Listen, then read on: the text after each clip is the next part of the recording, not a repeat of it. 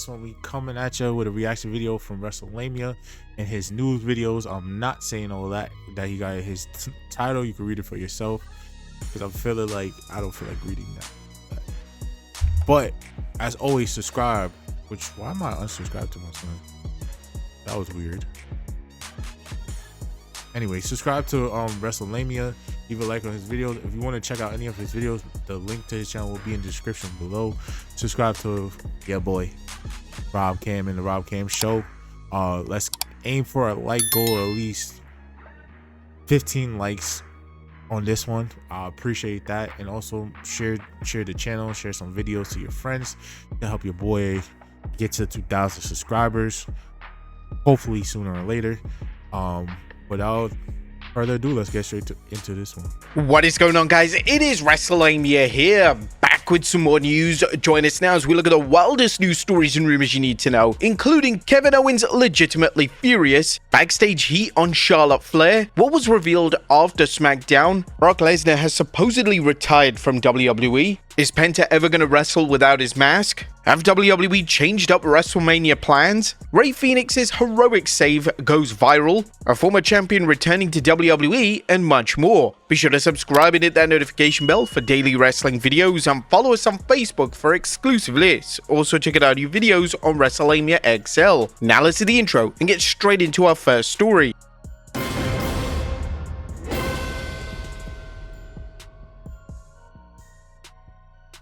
Now, first story looks at Kevin Owens being legitimately furious about this. At top of today's news is a talk of Kevin Owens being legitimately furious that the news of his injury was leaked online. During his interview on My Mom's Basement, Owens would claim that some office employee at WWE HQ was the one who leaked the news. It really annoys me, actually. I woke up to seeing that it was already leaked, and it really upsets me, especially because I know that whoever leaked it is some office employee that shouldn't have known this shit in the first place. I told people this is gonna leak. They're like, no, we're keeping it tight-knit. But then yesterday, obviously, some departments had to find out for some reasons, and now someone who shouldn't have known this stuff found out, and it went where it shouldn't, and now they took away my right to tell people because now everybody knows already, so I know. Now, Owens has every right to be annoyed with the leak, and it must have been extremely upsetting to find your undisclosed health information plastered all over the internet before you've even had the opportunity to break the news. KO, please get better soon.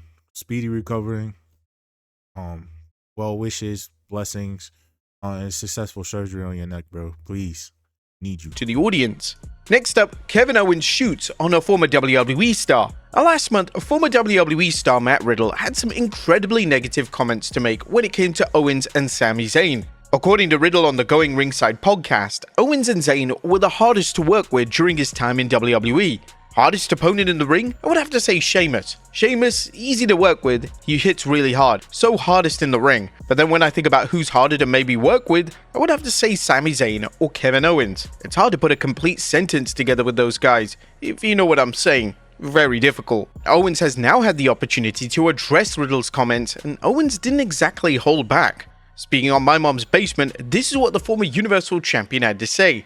No, it didn't take me by surprise, but I did see it. It's funny, because coming from him, I have nothing against him at all, but to me, he's a guy who had really amazing opportunities handed to him. Like being Randy's tag team partner for so long and basically getting to ride the coattails of a legend, and he managed to screw it all up, not because of his abilities, because he's very talented and very athletic, but because of his own attitude and poor choices. Now, Riddle seems to be the only former WWE name to come out and speak negatively about both men, and it's rather interesting that Riddle has this opinion of two names that appear to be universally loved backstage in WWE.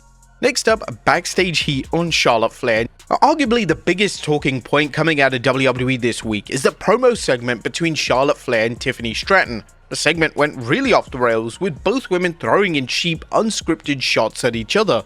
Some of those were definitely too hot for WWE, and they managed to remove the line where Tiffany Stratton took a shot at Flair's marriages of being 0-3, as well as Flair getting particularly annoyed and responding with the line that Kaiser was in her DMs, something that Ludwig Kaiser even responded to. But according to the Wrestling Observer, a close source to Stratton said Flair went off script first, and Stratton just had to retaliate.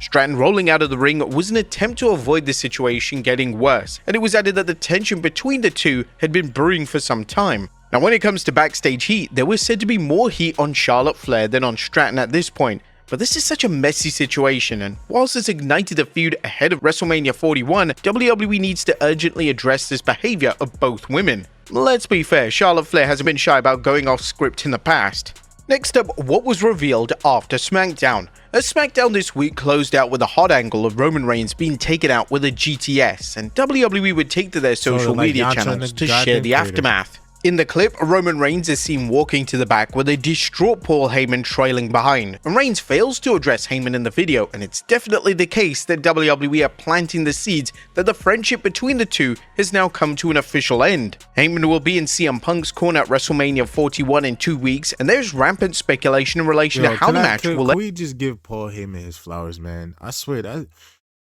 that's a wrestling genius, bro. He knows how to make a moment feel emotional. He knows how to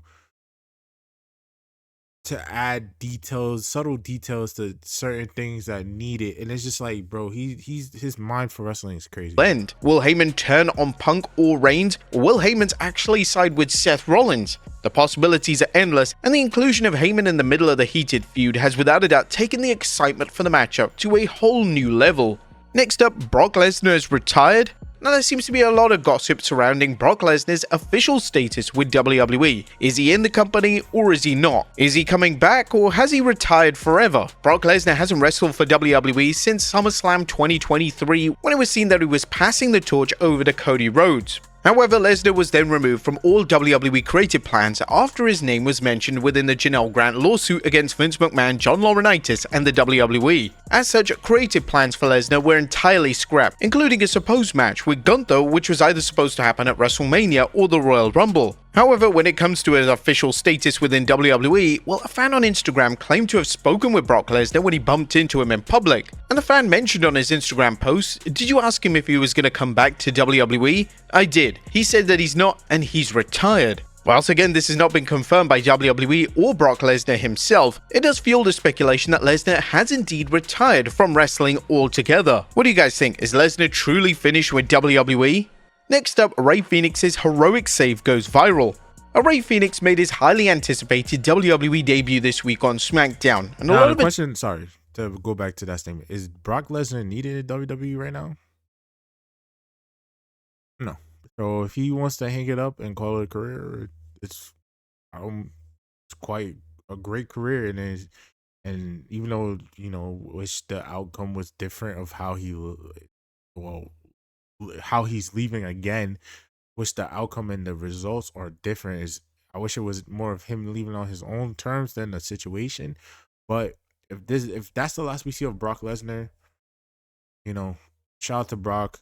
Even though I don't know what his involvement in this lawsuit is, but shout out to Brock as a wrestler, and everything he's done over the. I take that back a little bit, but shout out to Brock. Great career. If that's it for you, then happy retirement. Attention is on Fenix's heroic save during his match with Nathan Frazier. As Frazier went to perform a trademark dive to the outside, it looked like he was about to land right on his head. However, Fenix extended his knee out, and this allowed Frazier to slow down his momentum. Dives to the outside are one of the most dangerous spots in wrestling, so it was extremely lucky that Frazier was wrestling someone as talented as Fenix. Fenix is well established as being incredible in the ring, and his debut match was the perfect showcase of why he has such an elite reputation in the pro wrestling world. Next up, Jade Cargill breaks character. Jade Cargill and Naomi have done a phenomenal job in building their WrestleMania showdown. The two talented women have set the template for how to build an undercard match at WrestleMania, and both women's social media games have been on top form. But with that being said, Cargill decided to briefly take a break from the feud this weekend as she took to X to thank the fans and state that the storyline with Naomi means a lot to her. Thank you to the fans. This story that's unfolding means a lot to me. Glad you're all on the ride, whether you hate it or love it, thank you. Cargill was clearly feeling the love and appreciation from fans, and for very good reason.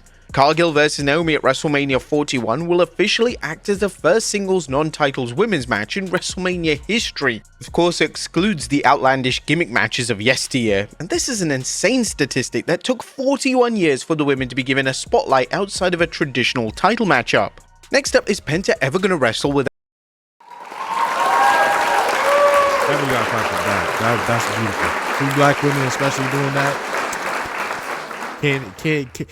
Shout out to the queens, man. Shout out to my queens, bro. Shout out to the sisters. Do y'all thing. Hopefully y'all have a great match. I'm rooting for y'all, for real. Without his mask. Now, the idea of Penta wrestling unmasked seems unfathomable. However, the WWE star has a solid pitch for an angle which could see him unmasked. Speaking to WWE's German digital media team, Penta stated that his dream match is a mask versus mask showdown with his brother Rey Fenix.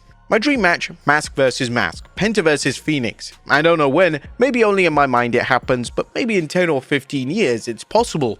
Now, this would be a mega money match for WWE to book, and this is the type of match that screams WrestleMania. All signs point towards Penta making his WrestleMania debut in a title match in 2 weeks. Penta is intertwined in the feud between the Judgment Day and Bron Breakker, and a multi-man match is rumored for the Intercontinental title on the grand stage. Next up, have WWE changed up WrestleMania plans? Speaking of WrestleMania 41 and the Intercontinental title, the names set for the match were rumored to be the champion Breakker, Finn Balor, Dominic Mysterio, and the aforementioned Penta. However, during a recent interview with Kel Now TV, Mysterio stated that his focus right now is making sure that Balor wins the title. Oh, I have no business in that. Right now, the priority is to help Finn win the IC title. I feel like I have to make up for this a little bit, and we'll see what happens. Could WWE be looking to run an angle where Mysterio costs Balor the title at WrestleMania? This would mean that the WrestleMania matchup would be a triple threat between Breakker, Penta, and Balor.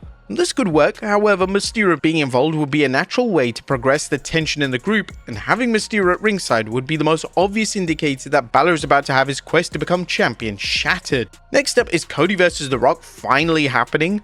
Whilst The Rock isn't set to wrestle at WrestleMania this year, all hope isn't lost, as with The Rock having a semi-regular role on WWE television, this opens the door for the final boss to have one final match. According to reigning WWE champion Cody Rhodes, he believes that The Rock needs to have not one, but 2 matches. These 2 matches are a match versus Roman Reigns and a match against him. Rhodes discussed this whilst appearing on Pardon My Take, saying, "I've really enjoyed that connection with them. I'd like to be one of those. I think he has 2 matches that he has to do. Not putting any pressure on anyone, but I think he does. I'd love to see him and his cousin Roman Reigns ever have this encounter. Maybe it's the greatest match we never get because for how many years they've been trying to book this Roman versus Rock thing, and it's never felt. Hey, obviously last year, was it last year? Yeah, last year it came close because The Rock just said, "Fuck it, let's do it" before it gets too late, and they tried, and then the fans kind of, took over the spot. But honestly, that's something that needs to it needs to be done. But I feel like the WrestleMania, what was that? When Stone Cold came back to face Kevin Owens. Whatever WrestleMania like a couple years ago, where they were supposed to do it before even Cody came back to the company, that's when it should had happened, and we could have got all that. If it happened, the only question is, are we still gonna get the bloodline and the storylines that we're getting today? But either way, I say that to say that was probably the time to have the match. It still can happen. It's just like.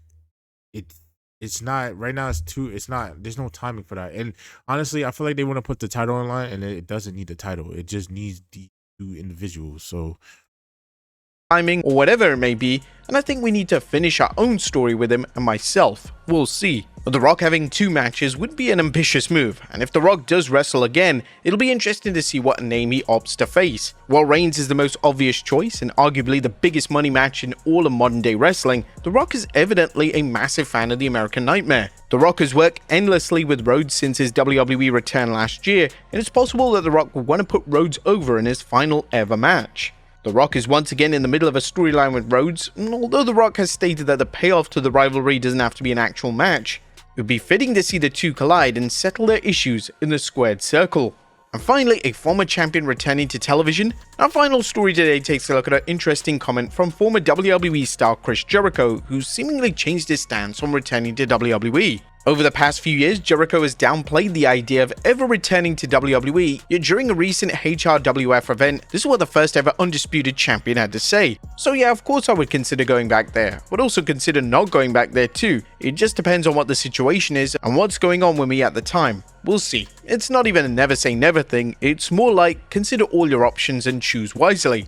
And if you followed my career, you know I've never had a problem with changing, evolving, reinventing, or taking chances. I'm not scared of that. And Jericho has clearly changed his tune, and is it possible that he's planning a WWE return? Him being inducted into the Hall of Fame one day is inevitable, yet the question is, does that justified induction come with one final run? WWE are starting to deliver retirement tours, and as we're seeing right now with John Cena and names with The Undertaker pushing for WWE to do this with all notable legends, a similar approach with Jericho could work extremely well.